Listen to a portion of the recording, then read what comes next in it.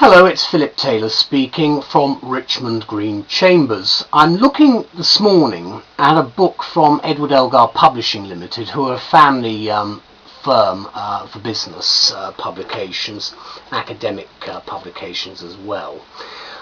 This particular one is very much their stable for legal academics, covering contributions from a number of people, and this one is actually looking at competition policy again.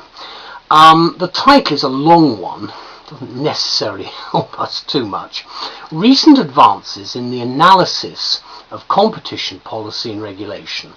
Obviously what we're looking at here is an evaluation of competition policy and regulation as it looks today, 2012 onwards, and very much is part of the global approach that we've now got on competition law itself.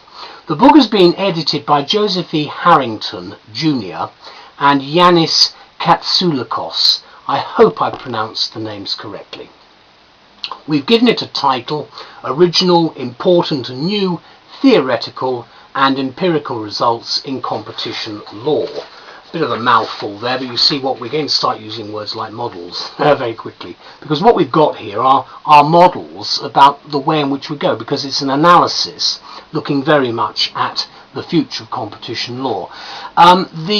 There's a comment on the back of the book, which I'll show in a moment, from Giancarlo Spagnolo, who describes this excellent analytical book on competition law as a collection of a number of original cutting-edge contributions, as he describes them, which takes us quickly to the frontier of research on one of the most current hot topics in industrial organisation, antitrust and regulation. In other words, we're looking at international competition law, call it antitrust, whatever you want to call it, and we're looking at the regulatory authorities, the compliance and all the other things that come together at a global level, because that's really where we're heading, in my view anyway, in the next couple of decades of the 21st century.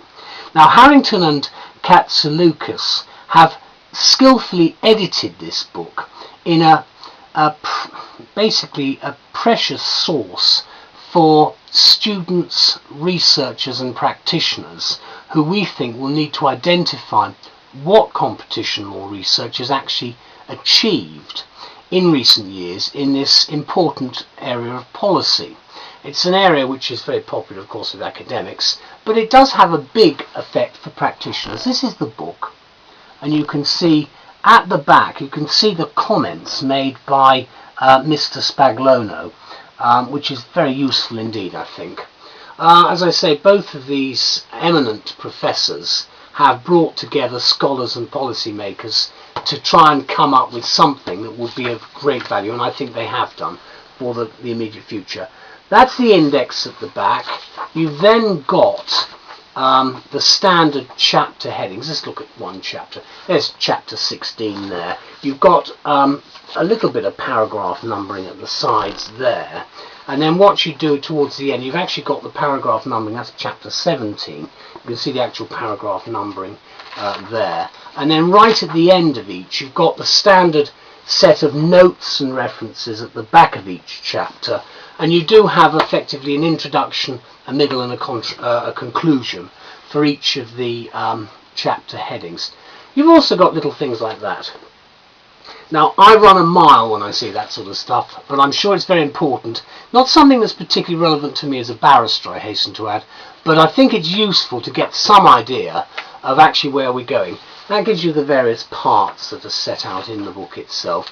These are the lists of contributors, and what you've also got is a useful introduction, which I think is well worth having a look at if you can.